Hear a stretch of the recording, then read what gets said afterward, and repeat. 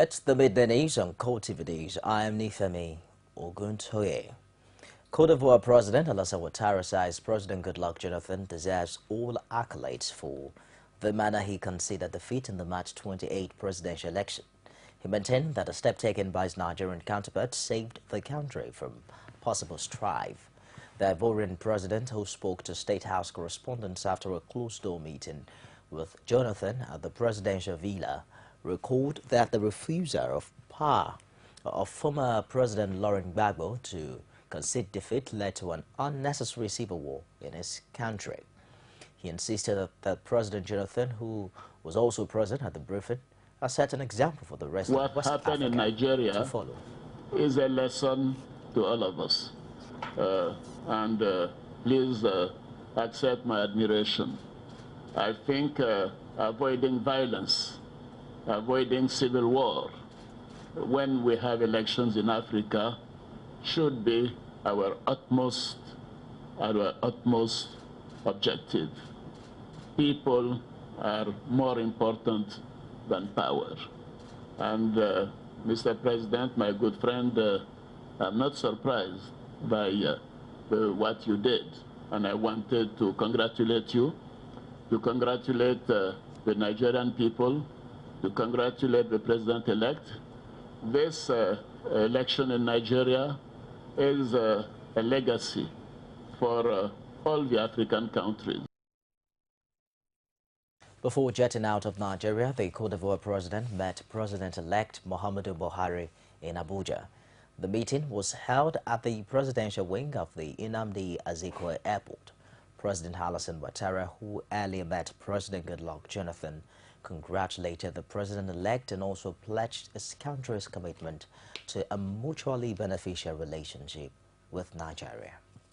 4.5 months, because his predecessor refused to actually acknowledge his winning. In Nigeria, the opposite happened. Hence, we are enjoying the peace, and we specifically congratulated President Jonathan for his stipulation. West Africa and Africa is where the election ended with a fairness is a lesson for all African countries. You will recall that Nigerians in the Federal Capital Territory have taken to the streets in protest of xenophobic attacks in South Africa. The protesters' march tagged Nigerians are peace-loving people. The message of the protesters were clearly displayed on the placards. The protesting group marched towards the MTN office in Abuja to lay siege at the entrance, but on arrival, the protesters were greeted by the presence of men of the Nigeria Police Force who barricaded the entrance of the MTN premises.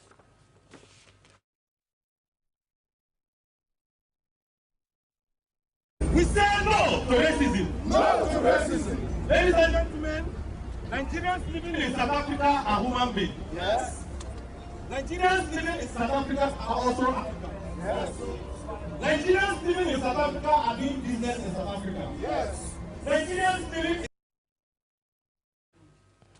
Meanwhile, some Abuja residents have warned that South African businesses in Nigeria may no longer be safe if the government fails to apologize over the recent xenophobic attacks. The FCT Residents Association handed down a 48-hour ultimatum after an emergency meeting in Abuja.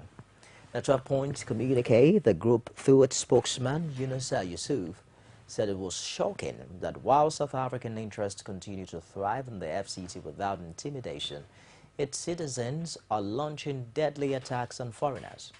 It also reminded the South Africans of the contributions of Nigeria towards the dismantling of apartheid and urged them to demonstrate the spirit of brotherhood by stopping the killings immediately. Some of the major businesses listed for attacks at the expiration of the 48-hour ultimatum include, but not limited to, DSTV, MTN, Shoprite, and Bacillus. Female House of Representative members in the 8th Assembly has shrunk to 14 from 27 in the outgoing 7th lower chamber. The names of winners of the March 28 National Assembly poll just released by Independent National Electoral Commission indicated that only 14 females won the election into the House. Although there are 23 constituency seats into which elections are yet to be conducted by INEC across the country, it's unlikely that the number of women will increase after the polls as majority of the contestants are men. It implies that in an assembly of 360 lawmakers, there would be only 14 females. Findings also showed that most women who contested the March 28 National Assembly election lost to their male contenders. With the 27 females in the current House, only 8 got re-elected for the 8th Assembly.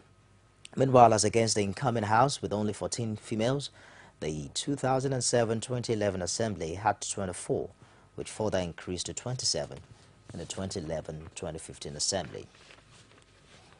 U.S. Ambassador to Nigeria James Entwistle has commended the police authorities for their contribution to the success of the 2015 general elections. He also assured the police of America's readiness to partner with Nigeria in the fight against insurgents. Entwistle gave the assurance at the force headquarters in Abuja during a courtesy call on the Inspector General of Police Sulaiman Abba. Responding, Abba attributed the success of the police operation to deliberate plan and interagency collaboration during. There are a number of reasons for that. I think one of the reasons is good messaging by Nigerian civil society and others who introduced the idea that if you're a political leader and you send your people in the streets to commit violence, society will hold you responsible for their actions. I think that sense of introducing accountability made a big difference. I think media campaigns and so on. But the main reason and what I wanted to come over and commend you for this afternoon was the superb work of the Nigerian security forces led by the Nigerian police force. Myself and the management team decided that we should begin the implementation of the strategies without any further delay. One of the most important aspects of the strategy was to make sure that the officers understand their responsibilities, their roles in the elections, but in particular, Your Excellency, what brought us to where we are now was the clear directive to all officers involved in the election to be civil in their performances, to be non-partisan, and to also be impartial. We have more stories coming up shortly after this break. Every day, every hour, and every minute, news break in Nigeria. Things happen so fast, it's most times difficult to track and comprehend them. But that's what we do right here on Digit 360. 2015, would you want to come back again? It's like asking Jesus Christ if he knew he was going to die, will you want to come back as the savior of the world again? We do not just help you track the stories, we break them down, explore all the angles, analyze the issues so that you can fully comprehend the stories and use them to make the right decisions.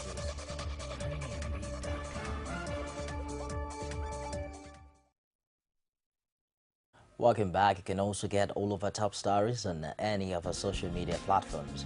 On Facebook, it's facebook.com/CoreTV News. Our Twitter handle is at CoreTV News NG. We're streaming live on YouTube. It's youtube.com/CoreTV for space and news. The Minister of State for Defense, Augustine Akobodu, is soliciting the cooperation of the military authorities for the incoming administration. He also wants the military to continue to secure the territorial integrity of the nation against internal and external forces. Retired Colonel Akobodu specifically promised to outline the challenges facing the military in his handover note, which according to him will be a guide to the incoming administration. The minister spoke when he paid a courtesy call on Nigeria's military leadership in Abuja.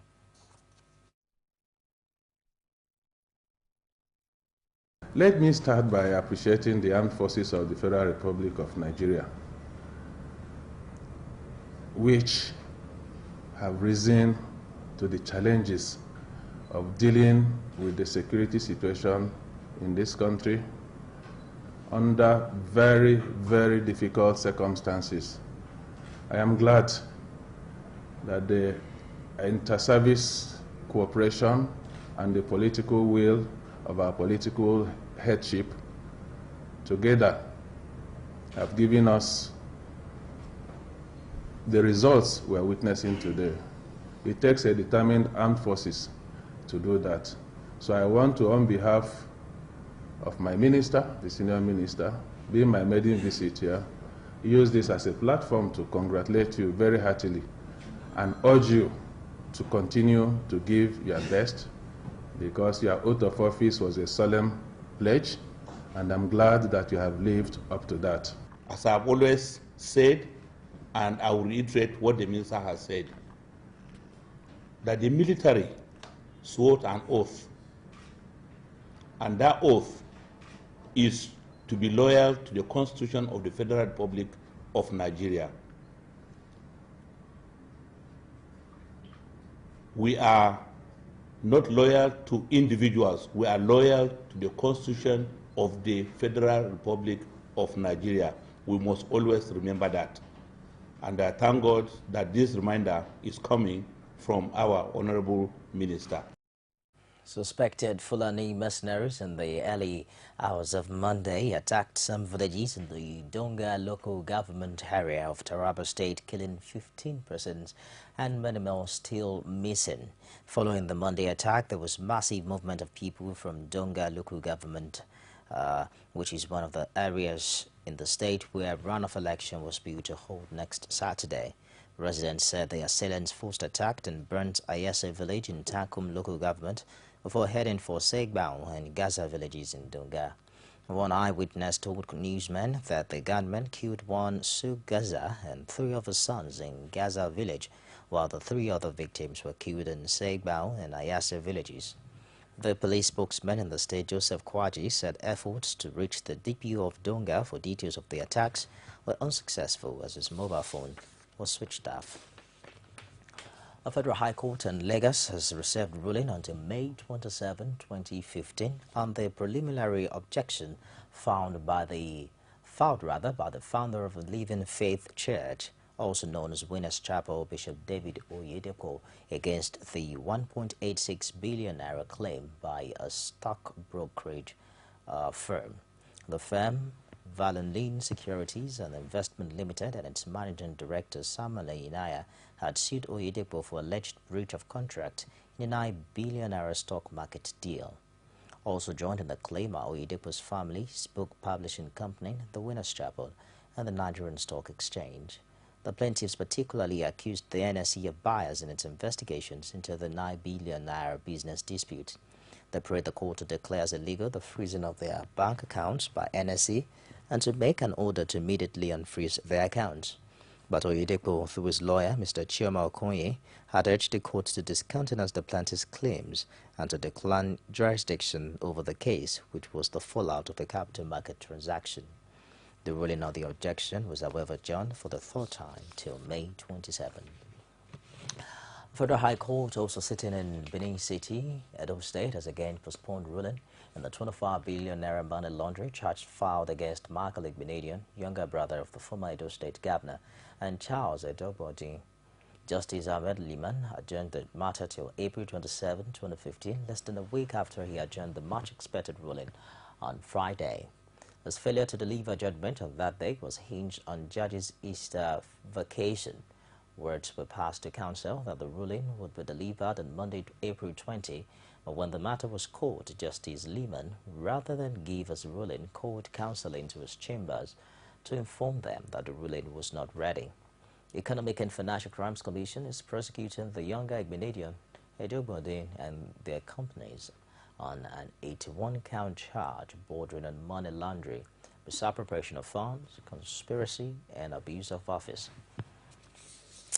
Still with the judiciary, a federal high court sitting in Lafia, Nasarawa State, has fixed April 21 for the continued trial of the former governor of the state, Aliyu Doma, and the former secretary to the state government, Timothy Anjide. Akwa Doma and Anjide are being prosecuted on a 10-count charge bordering on money laundering by the Economic and Financial Crimes Commission.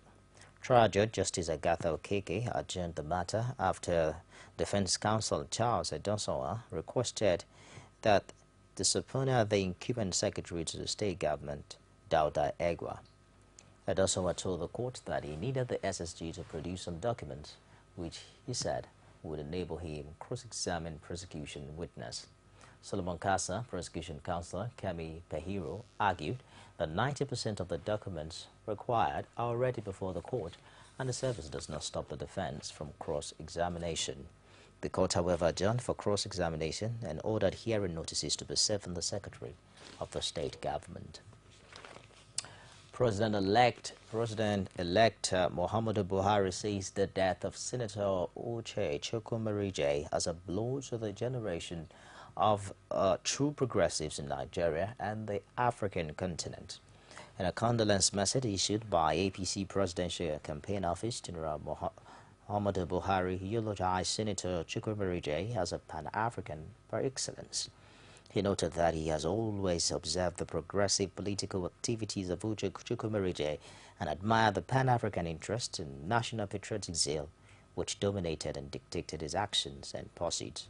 The president-elect described the late senator as a professional who did his job with passion and conviction, adding that he was not surprised that he was a leading voice in the Senate for 12 years. And of course, the senators are also reaching out in their condolences to the death of the senator, and the Senate will, in line with its tradition, adjourn plenary today to honor its deceased colleague, Uche Chukwumerije. A statement signed by spokesman Einaya Barabe disclosed that the Senate leader will request for adjournment right before the commencement of plenary, as is the long-standing tradition.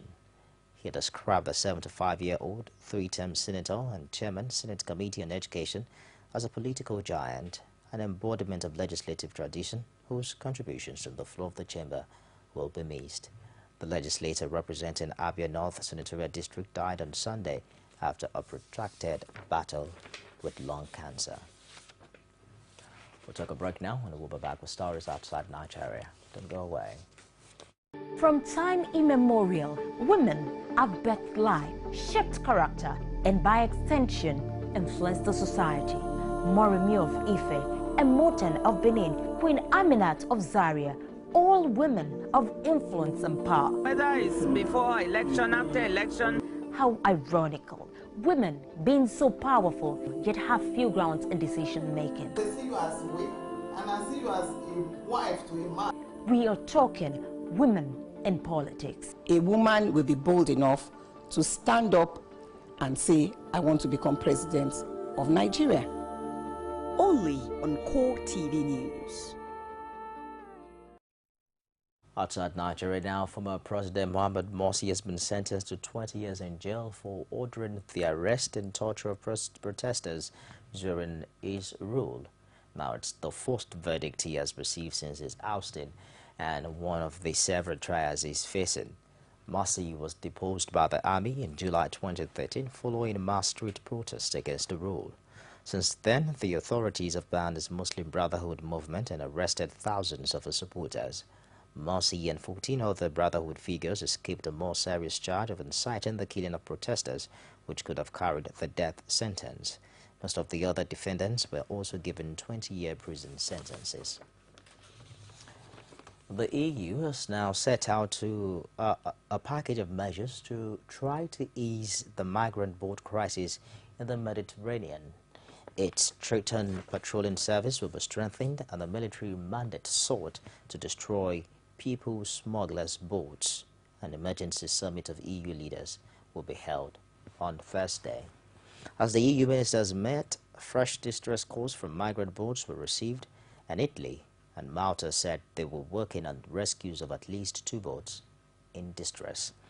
The EU's foreign policy chief, Federica Mogherini, said the 10-point package set out at talks in Luxembourg was a strong reaction from the EU to the tragedies and shows a new sense of urgency and political will. The measures include an increase in the financial resources of Frontex, which runs the EU's Mediterranean Rescue Service Triton, and an extension of Triton's operational area. The UN says the route from North Africa to Italy and Malta has become the world's deadliest, and up to 1,500 migrants are now feared to have drowned this year alone.